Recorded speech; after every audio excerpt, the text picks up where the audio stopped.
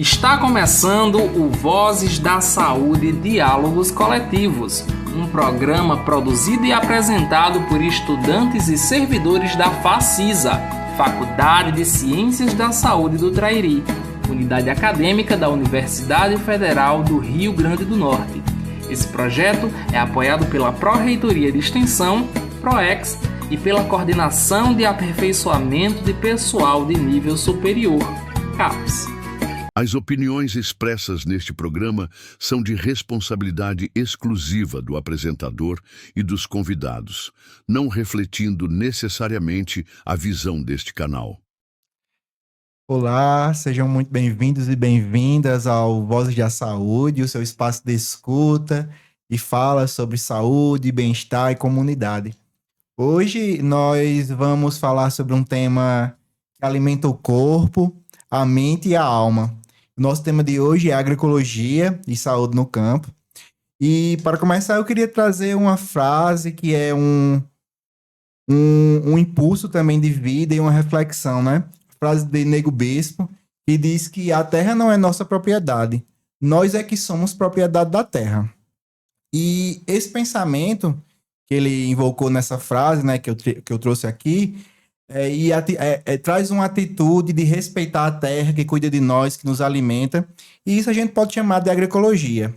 E para entender como essa prática se transforma em política de vida e de geração de renda para famílias no nosso semiárido, recebemos hoje, com muita satisfação, o engenheiro agrônomo Damião Santos, que atua na linha de frente desse trabalho como servidor da CEAPAC.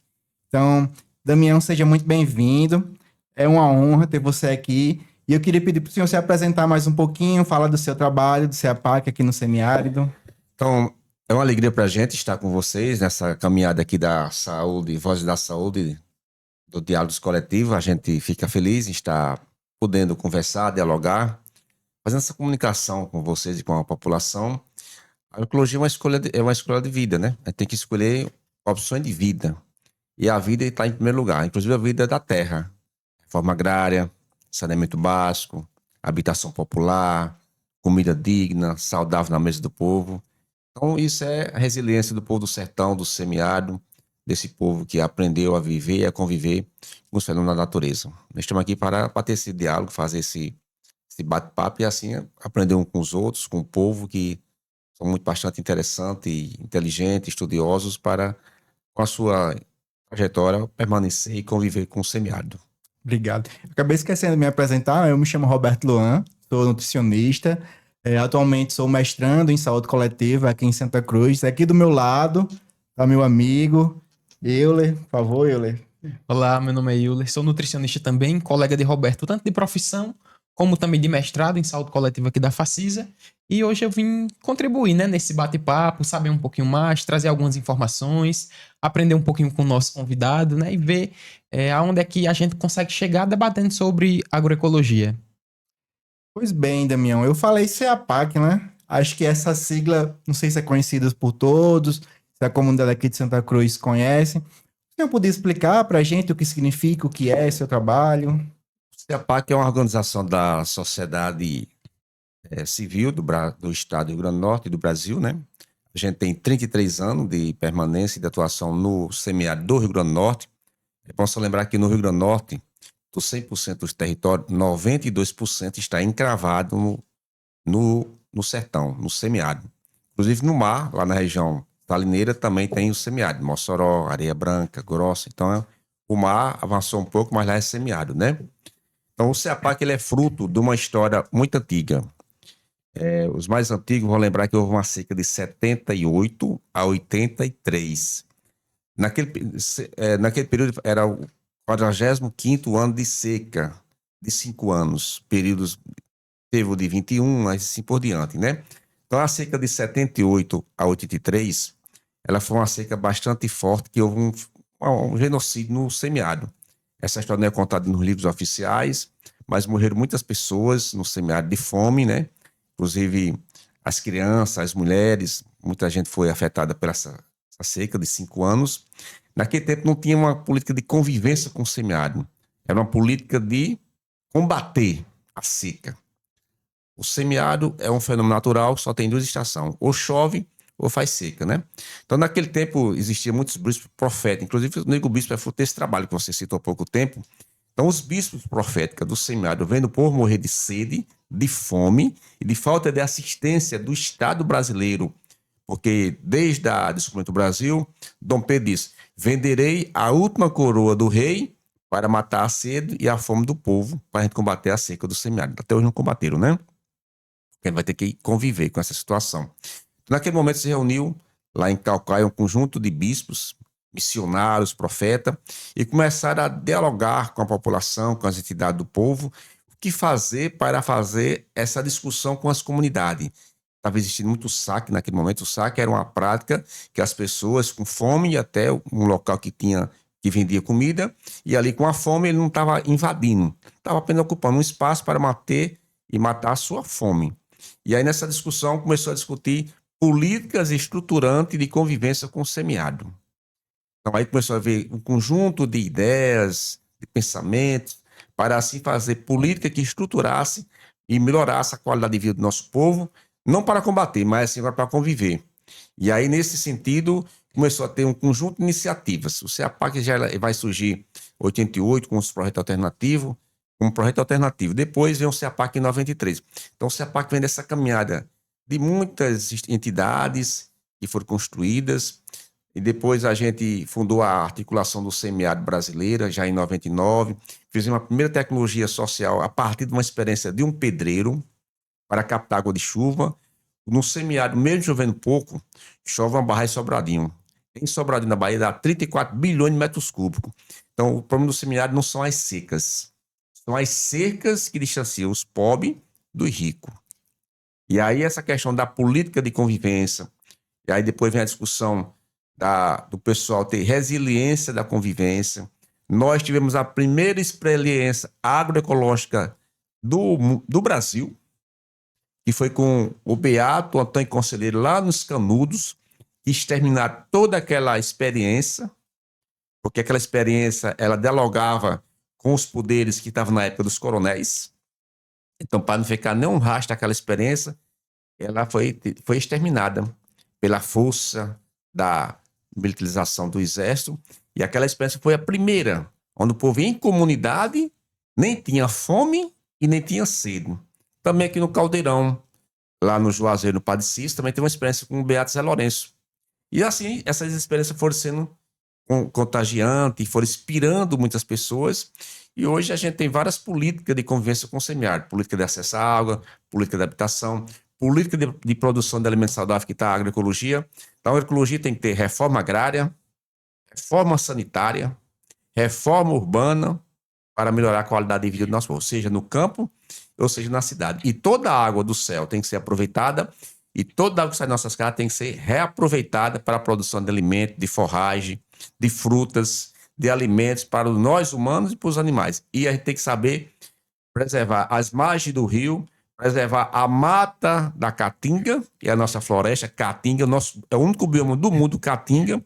Então essa é uma política da agroecologia, da abundância da vida. Então o semiárido chove 3 meses e a gente precisa tirar desses 3 meses de abundância para manter a vida durante o ano todo e todo dia e toda hora. E é interessante que tudo isso se liga num ponto em comum, que é o conhecimento, né? Que aí eu acredito que é o ponto principal, que a gente tem que ter uma acessibilidade da população aos centros universitários, e aí levar também a universidade para esses campos, porque aqui na Facisa, especialmente, nós temos uma disciplina que é a extensão rural, que visa aproximar tanto a universidade para que ela conheça a realidade local, né, já que a gente está no Trairi, só que acaba também visitando lugares mais no Seridó, tudo mais. Então, essa política de regionalização que traz essa universidade para o interior é justamente para que ela possa conhecer onde ela está e ela possa ajudar a transformar, né? Muitas pessoas não têm uma noção do que você falou agora, de que a gente tem que fazer realmente desses 3 meses, armazenar água para utilizar o resto do ano e também pensar políticas públicas e tudo mais, mas justamente porque muitas vezes esse conhecimento não chega a essas pessoas, né? Então, eu acho que esse é um ponto muito interessante da gente trazer a agroecologia aqui para esse programa do Vozes da Saúde, porque a gente consegue pelo menos estabelecer até que ponto esse conhecimento ele pode ser levado, de que forma ele pode ser levado também, né? A gente sabe que não é só você levar o conhecimento, você precisa fazer com que essas pessoas, onde a gente visita algum sítio, alguma comunidade, a gente precisa fazer com que elas se sintam parte, né, desse processo de conhecimento contínuo, para que elas possam também contribuir, para que a gente possa trazer ideias, porque a partir disso é que vai se criando novas políticas públicas, né? Vai se criando também a avaliação, porque não adianta a gente, por exemplo, ter inúmeras políticas e ninguém avaliar. Será que está efetivo? O que é que está faltando? O que é que não está faltando? O que é que a gente pode melhorar? Então, acredito que é a partir desse momento que a gente consegue ver uma interação, né? E justificar realmente essa proposta de discutir esse tema nesse momento. O CEPAC aqui no Traíra é bastante conhecido, né? Todas as comunidades rurais e todas essas cidades aqui próximas a Santa Cruz, Coronel, Jaçanã, São Bento, Campo Redondo, Lajes Pintadas, Sítio Novo, Japi, no Siridó. A gente teve a oportunidade de trabalhar basicamente todo o Rio Grande do Norte, no meio rural, em especial com as tecnologias sociais de captação de água de chuva, para beber e cozinhar, e também para a produção de alimentos. Aqui em Lajes Pintadas tem um trabalho mais efetivo nessa parte mais forte da agroecologia, com transição energética, com os biodigestores, com a questão do reuso das águas, né, a produção de alimentos saudáveis. E aí a gente tem todo esse trabalho também de formação permanente, contínua, de convivência. A gente tem que entender que o semiárido, como outros semiáridos do mundo, a gente pode e deve ter uma vida digna, em abundância, permanente, com política estruturante. Sim, isso não é a favor, isso é um direito da população. Alimentação digna, saudável também é um direito, né? Ter reforma agrária é um direito para a gente fazer a reforma realmente digna, para que as pessoas que não têm terra possam ter terra para produzir alimentos saudáveis, para matar a sede e a fome do nosso povo. Então, assim, são essas políticas efetivas que realmente o Estado brasileiro precisa avançar. A reforma agrária do Brasil está parada há mais de 30 anos. Já entrou governo de esquerda, governo de centro, governo de direita. E essa política, os coronéis, os latifúndios, é o que mais mata a gente no Brasil. É o que mais explora, é o que mais expolia, é o que mais contamina o solo, é o que mais mata a gente por agrotóxico. Então, essa é uma política que a gente precisa saber de que lado nós estamos. A agroecologia é uma escolha. Produzir alimentos saudáveis, entendendo que existem outros micro-organismos, outras formas de vida, como o Nego Bispo falou lá, precisa ser entendida, compreendida, que a gente não é o dono da natureza. A natureza é quem é o dono, não é nós. Verdade, Damião. E nesse sentido, né, o senhor fala algumas palavras muito potentes, né? Preservação, entendimento. E um pouco antes da gente começar a gravação, eu tive o prazer de conversar um pouquinho com o Damião, e ele me falou uma coisa muito interessante, que eu acho muito valiosa para a agroecologia, é porque a gente pensa nesse sentido de levar informação, de levar ensinamentos, mas uma coisa que também acontece, que o senhor pode falar melhor sobre isso, é a escuta, né? Essas pessoas que precisam de assistência, que precisam ter esse apoio agroecológico, essa vivência, e principalmente essa dignidade de vida, esse bem-estar, também precisam ser ouvidas, porque elas também têm muito a nos ensinar, né? Porque a agroecologia também é isso, não é só levar ensinamentos, mas é também aprender com quem está diretamente cuidando da terra, as comunidades, as pessoas que têm maior esse contato, essa vivência. O maior professor foi Paulo Freire. Paulo Freire dizia que a gente precisa entender que tem o educador e o educando. Eles têm que se complementar. Todo produtor, todo agricultor que está lá na comunidade rural, não chama nem produtor, agricultor familiar, ele tem muita experiência com a vida, do sofrimento, das angústias, das alegrias, né? Então, ele também tem conhecimento, ele tem sabedoria. Ele não tem um conhecimento científico, mas ele tem muita sabedoria. E essa sabedoria, ela precisa ser entendida e ele precisa ter confiança no outro que está chegando para saber se realmente aquela situação que está sendo colocada, aquela informação, aquela técnica, ele consegue visualizar na cabeça dele.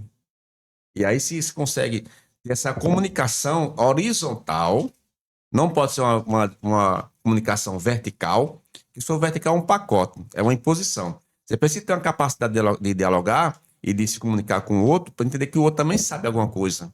Sim. Que o outro entende alguma coisa. Ele também não só está recebendo. Ele pode ofertar e deve ofertar também para você trocar essa informação e ali construir um novo conhecimento. Construir algo novo. Então, Paulo Freire fazia, inclusive, da pedagogia da alternância, né? Que bom se você pudesse estar aqui na faculdade e passar alguns dias na casa de uma família, a viver seu dia a dia, sua experiência. A gente faz muito isso. fazer esse processo de partilha, de conhecimento, de troca, porque a gente não tem que só ir lá dizer que tem que fazer. A gente precisa também vivenciar aquela prática pedagógica até para ajudar. Será que esse caminho assim não era mais interessante por aqui? Vamos buscar essa possibilidade do que chegar, ó, o caminho é esse. E se não for esse caminho? Quantas ideias que a gente já chegou num canto e disse que era assim, assim, assado, e não foi assim, assim, assado. Foi de outro jeito, né? Então, por isso que a gente precisa, no processo pedagógico de construção democrática, ser de forma horizontal, não pode ser de forma verticalizada. De forma verticalizada é uma coisa autoritária, é uma ditadura. Aí não constrói.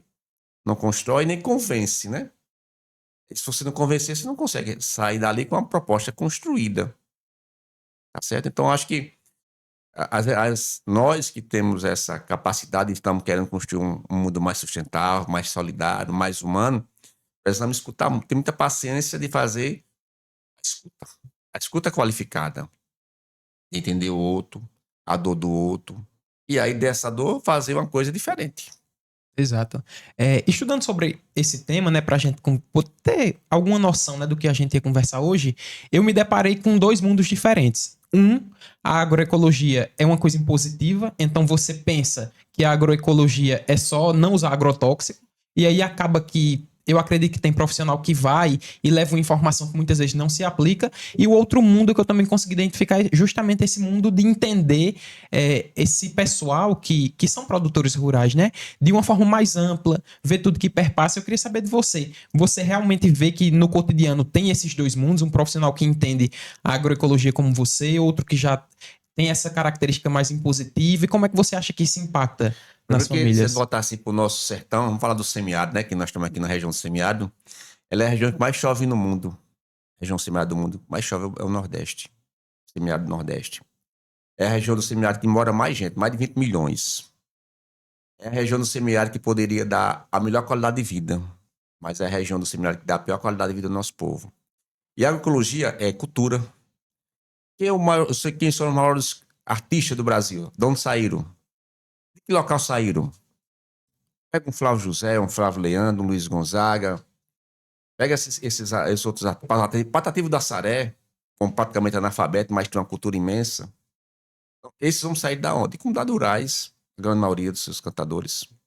Cantador do povo, violeiro, sanfoneiro, tocador de triângulo, tocador de coco, cantador de coco. Então, ela é arte, ela é cultura, ela é produção, ela é ciência e ela é popular. Então, a agroecologia, se você achar que vai ser um pacote, que vai ser assim assado, quem pensar assim, que seja lá quem for, o médico de saúde da família é uma visão agroecológica, horizontal, de escutar a família, ir na casa da família, ver a realidade da família, escutar ali naquele canto lá, com todas as suas dores e sofrimento, né? Essa é a agroecologia. É uma forma diferente de ver a vida, é uma escolha, né? Não é só produção de alimento. Quem pensar que é só produção de alimento, vai dar com as águas, bater com a cabeça na parede. E vai voltar a dizer só. Porque qual é a maior festa do semiárido? Onde é que fica a maior festa do semiárido? Não, no São João? E o que é o São João? A festa de celebrar a colheita. É lógico que o São João de hoje é um São João que é imposto. Uma cultura que não é nossa. De bandas que vêm. Mas antes era o quê? Era uma fogueira que as pessoas se reuniam em torno para partilhar a produção de alimento daquele período. Todo mundo fazia pamonha, fazia a canjica, matava um animal para saborear a proteína daquela. Então era se fosse uma ciranda, né? Sim. De vivência ali, as pessoas se reuniam para celebrar a colheita do milho, especial da cultura do milho, né? As pessoas faziam o fogo e faziam o entorno ali. Daquela discussão. Hoje é lógico que hoje tem outra visão industrializada, é totalmente diferente, mas a cultura do povo mesmo do semiárido é diferente, né? Então a agroecologia é simplesmente celebrar essa caminhada, de partilhar, onde todos podem se ajudar, pode partilhar, quem tem mais dá mais um pouquinho pro outro que não tem nada. Então tem tudo isso, tem a produção de alimento, tem o respeito à natureza e tem a cultura. Aí tem a arte, tem a ciência e tem o popular. Perfeito, perfeito. Eu sempre tive essa visão interessante, né? Eu gostei muito de lhe ouvir falar isso, porque é uma certeza que me traz das festas juninas, né, do nosso São João, ser essa festa de partilha, né?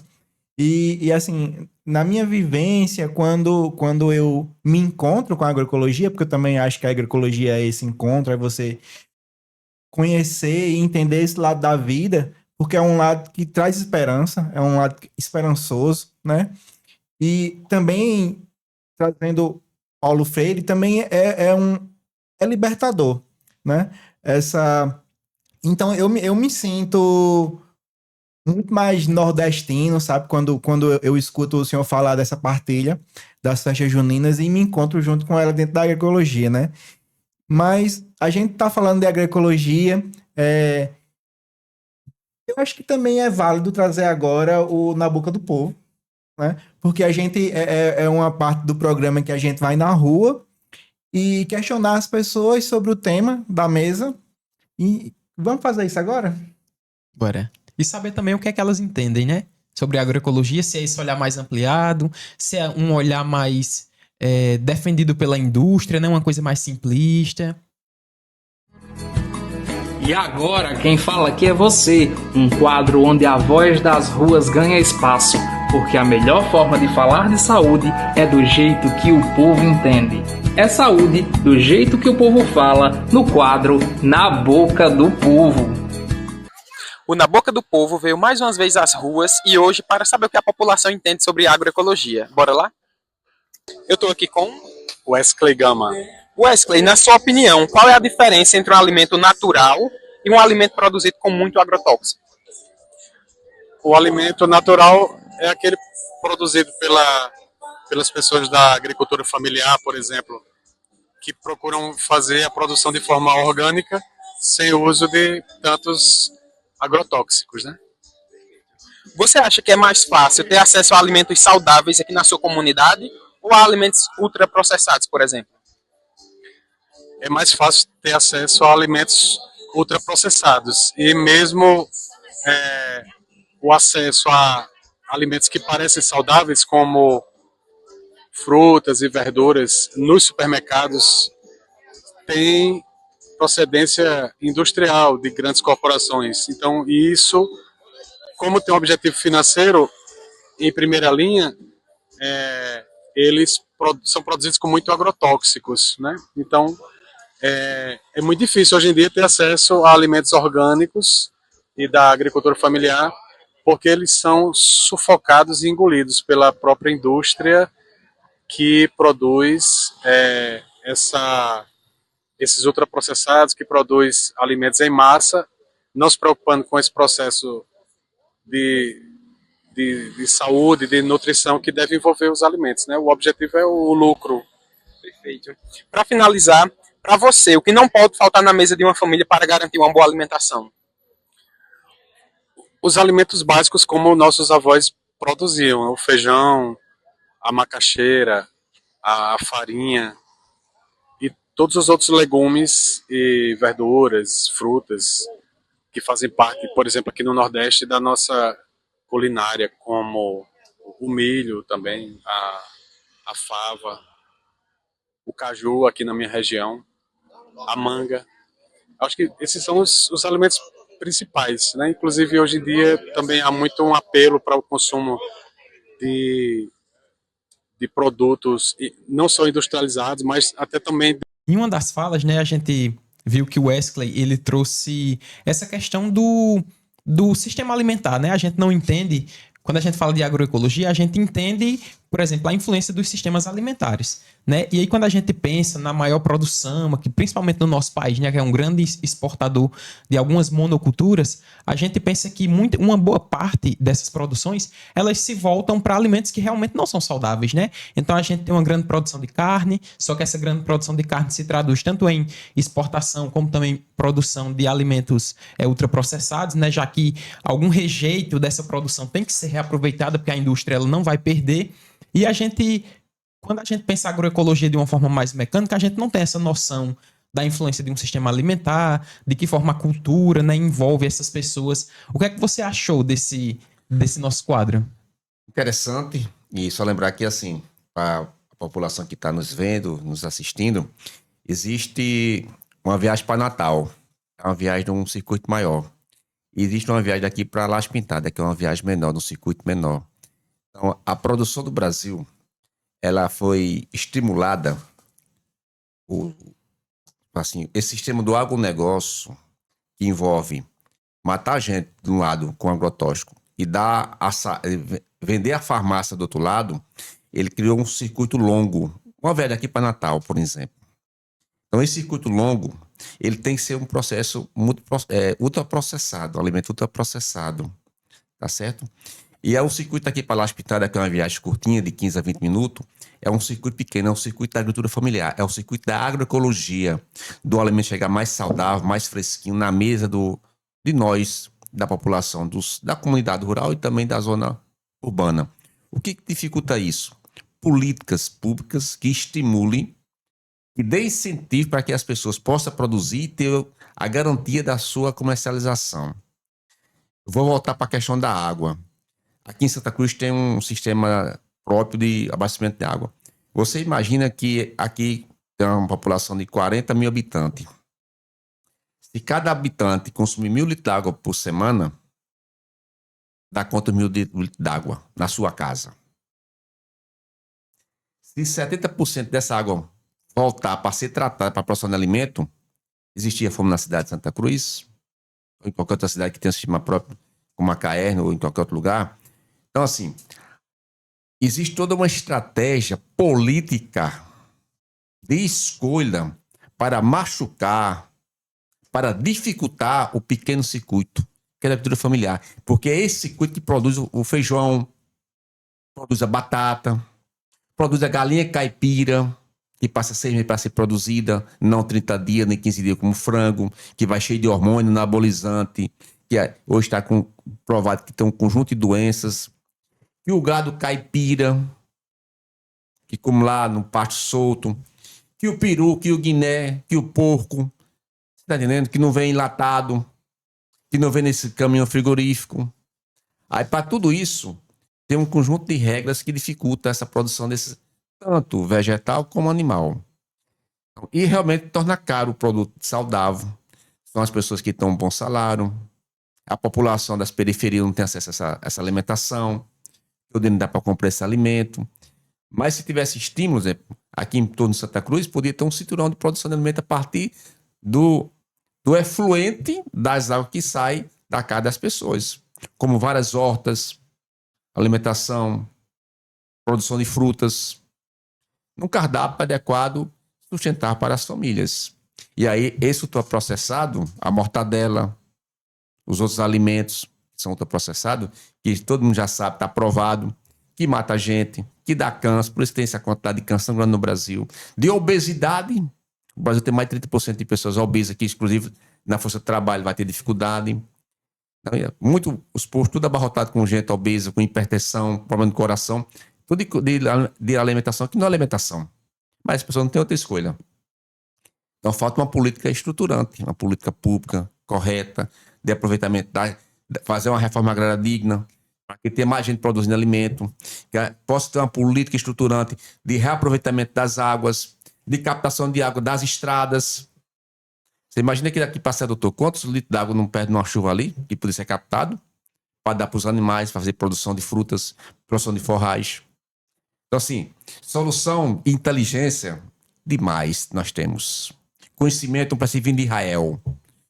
Nós, cabeça chata do semiárido, temos conhecimento para isso hoje. Suficiente, por sinal. Melhor do que o de Israel.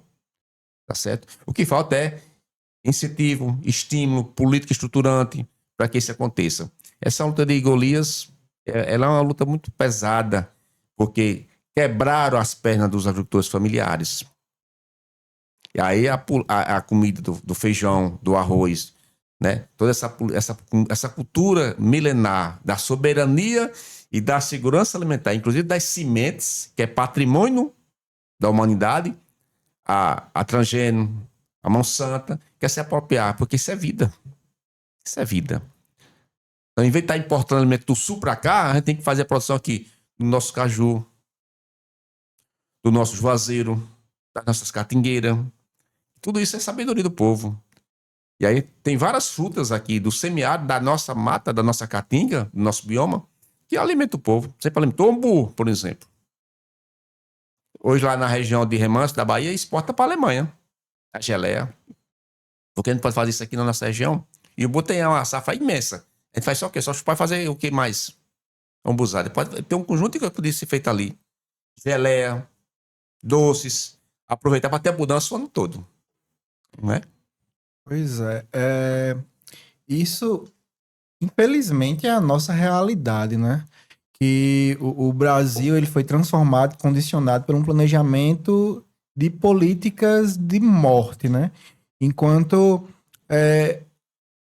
a gente sonha, tem uma utopia por políticas de vida, né? Eu acho que quando a gente traz para essa mesa, para essa conversa, a gente convida Damião, é muito nesse sentido de trazer a agroecologia como esse campo de resistência e também de luta, né? Porque como o sertanejo, né? Como foi falado por Guimarães Rosa, né? Precisa ter coragem, né? E o sertanejo, acima de tudo, é um povo que luta e tem coragem, né?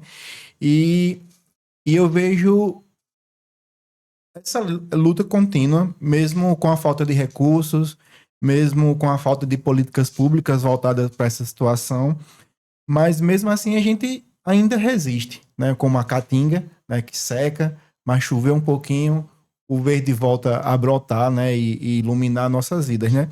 Nesse sentido, Damião, apesar desses pesares, né? Como o senhor lida com isso? Como o senhor enxerga a CEAPAC trabalhando nessa tentativa, né, nesse esperançar da transição agroecológica, né, de fazer essa mudança, de resgatar? Voltando a Paulo Freire, que é um dos nossos mestres do semiárido, o esperançar é lutar, é cair, se levantar, é bater a poeira, é correr, é não se baixar. Então, essa experiência que o CEAPAC vem ao longo do tempo já demonstrando com outras entidades do semiárido, não só nós, existe aqui uma rede, uma teia muito grande de pessoas, organizações que têm esse esperançar que é possível construir um mundo diferente. É possível se construir uma outra alternativa de vida. É possível construir um outro modelo de produção. É possível construir um outro Brasil diferente desse aí, que tem inclusão, que tem esse esperançar para, com essa forma potente, garantir a inclusão de milhões e milhões de brasileiros, ter uma mesa farta e digna. Que o melhor canto do povo do sertão é a mesa, é a cozinha. É o canto que acolhe, que aconchega, que partilha, né? Então, assim, isso é possível. Não é uma coisa impossível, não. E essas experiências são experiências que podem ser reaplicadas. Só vale ter sentido agroecologia se ela puder ser reaplicada em cada coração, em cada mente e em cada terreno. Seja no terreno da alma, seja no terreno da natureza. Porque essa é a forma do esperançar, de construir essa proposta pedagógica horizontal, ela é um processo de paciência. Toda construção coletiva exige paciência, né? Vai ter um momento sublime, vai ter um momento também de queda. Por isso que o esperançar é você se levantar, cair, se levantar, para construir um processo, né? Existe muita experiência interessante. Eu não gosto de dizer modelos, porque modelos pode ser hoje e amanhã pode ser um desastre. Mas existe experiência de vida. Como a vida da gente é um rio. Ora vai lá, largo, depois estreita. Então, a nossa caminhada como seres humanos, ao longo da nossa caminhada, da nossa história, a humanidade sempre foi construindo um processo. É lógico que existe hoje um monopólio muito grande do agronegócio, dizer que a agricultura familiar não existe. Então, isso é muito pesado, isso é um jogo pesadíssimo, de bilhões e bilhões de reais, para expulsar as pessoas das terras. Quem é no Brasil hoje que conversa sobre a reforma agrária? O MST. Só leva pancada. SPT. Essa turma defende uma luta pela terra, pela democratização. Existe um grupo muito pequeno, mas poderoso, que elege deputado, às vezes elege governador, elege senador, para trilhar seus caminhos e defender seus interesses. É preciso que o povo também acorde. a política da vida e a política pública também tem a política da eleição, que é o que o povo está vivendo nesse momento. A gente não pode se apaixonar por um nem por outro, a gente tem que se apaixonar pela vida das comunidades, pela vida do povo, a mobilizar o povo para ter se esperançar, para lutar por políticas decentes, a cobrar dos candidatos que estão aí, não dinheiro, mas por sim proposta correta, concreta, que melhora a dignidade da vida em toda a sua plenitude. Verdade. Eu fico até assim um pouco sem palavras para um escuta tão potente assim, né, que chega até mim, né, Damião? Porque o senhor realmente traz na sua pessoa essa luta, né? Esse esperançar. Então, a gente vê a agroecologia nesse sentido, esse caminhar de mãos dadas, né? E a gente, como agentes da saúde coletiva, né? Como alunos, mas também como futuros sanitaristas, né? A gente também entende na nossa linha de estudo, nossa linha científica e, de certa forma, filosófica, esse sentido que essas experiências nos trazem, né? Quando a gente escuta uma pessoa que há 33 anos vem fazendo esse serviço, né? Mais de 30 anos, né? Eu comecei no movimento social em 85. Fui para Jundiaí fazer técnica agrícola, entrei já no centro acadêmico, no Direma Estudantil em 86. De lá para cá, minha vida sempre foi a serviço do outro. A serviço da comunidade, a serviço da organização. Foi uma escolha de vida que foi feita, né? Uma opção de vida. Eu acho que também não só escolha, mas também vocação, né? Eu acho que você é chamado, muitas vezes, para seguir esse caminho, né? Que é difícil de se aceitar. Assim como falar sobre agroecologia, entender a agroecologia num mundo que ao nosso redor a gente está tomado pelo agronegócio. Que, como o senhor bem falou, impulsiona coloca dinheiro para nos condicionar, nos conduzir a escolhas erradas, né? A gente tem escolhido erroneamente o que a gente come, a gente tem escolhido erroneamente quem a gente coloca como autoridade para governar, para fazer essas políticas públicas, né? Para trazer esse lado social da coisa, né? Essa interação, essa ligação, que é o que nos faz seres humanos, né? Então, acho que a agroecologia é essa roda que nos conecta, né? Como uma mandala, né? Como uma plantação que tenta eleger todas as vidas, assim como a terra nos dá e nos mantém aqui, né? E a agroecologia, ela traz esse caminho de conexões, né? Traz esse caminho de união, essa possibilidade, né? E nesse sentido, acho que já que o tempo é curto do nosso podcast, né? Não sei se é uma pergunta difícil, mas se o senhor pudesse resumir para a gente o significado da agroecologia na sua jornada, o que é que o senhor poderia dizer? Resiliência e vida em abundância. Tem que ser resiliente para continuar a fazer a coisa, ser consistente, ser persistente e ter uma vida em abundância, né? Não só a vida da produção do alimento, eu vou dizer assim, a vida da abundância é ter a cultura, ter a educação, ter a saúde, ter a reforma agrária, ter a habitação, ter o saneamento rural. Então, tudo isso é abundância na vida das pessoas. E saúde não é só aquela saúde curativa, você ir lá no médico. Você tem que fazer a sua casa digna, você tem que ter o seu saneamento digno. Então, assim, esses são vários fatores que vai chegar na saúde coletiva. Não é o esgoto a céu aberto, nas muriçoca, essas coisas tudo não, né? Então, você tem que fazer um conjunto. Você tem que ter resiliência para ter uma vida em abundância. João diz assim, eu vim para que todos tenham vida e tenham vida em abundância. Inclusive a abundância da terra, a abundância da água, a abundância dos alimentos, a abundância de uma casa digna, ter vida permanente, né? Então, respeitar a natureza. Então, são muitos fatores que vai acontecer, né? Então, resiliência e a mudança da vida.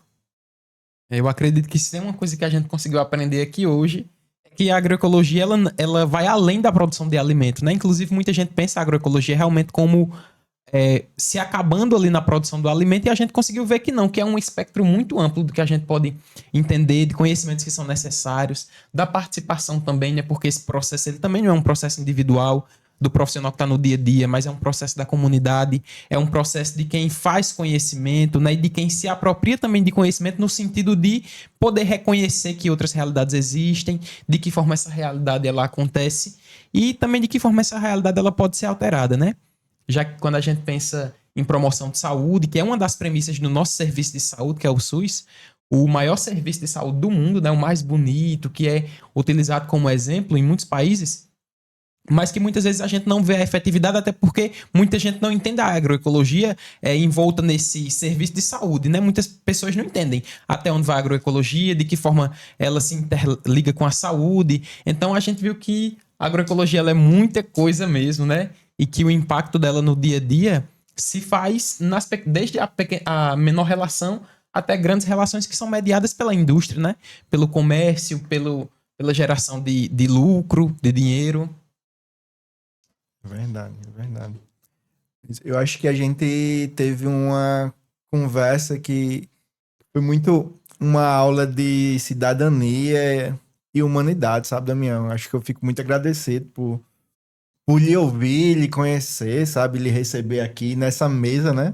Que como a gente tem a representatividade de uma mesa, falta alimento, mas Tem água aí. tem água, mas Tem eu um acho que alimento. sobra partilha, sabe? Eu acho que o que o senhor nos trouxe hoje, que nos deu de fato, assim, uma experiência muito, acho que de alimentar a alma mesmo, sabe? Acho que a agronomia também alimenta a alma, sabe? E acho que é isso. As nossas vidas são processos de partilha, de compartilhar e de receber, né?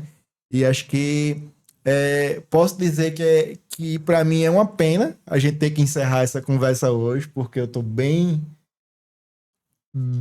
contente em escutar tudo isso, sabe? E ouvir esses relatos. E assim, de principalmente sentir essa sua força nesse seu caminhar, que é de coragem, de resiliência e de muito amor pela vida, sabe, Damião? Então, acho que só posso agradecer. Fica à disposição, a gente agradece a oportunidade, espero que as pessoas que estejam aí nos vendo, escutando, possam reaplicar retransmitir lá nas suas comunidades, fazer roda de conversa, né? A palavra era roda de conversa, que eu queria dizer naquela hora. Fazer roda de conversa, em vez de estar na televisão, no celular, poder se conectar com o outro, conversar, escutar a dor do outro, se reunir, buscar soluções comuns para a sua própria vida, fazer a sua escultura acontecer.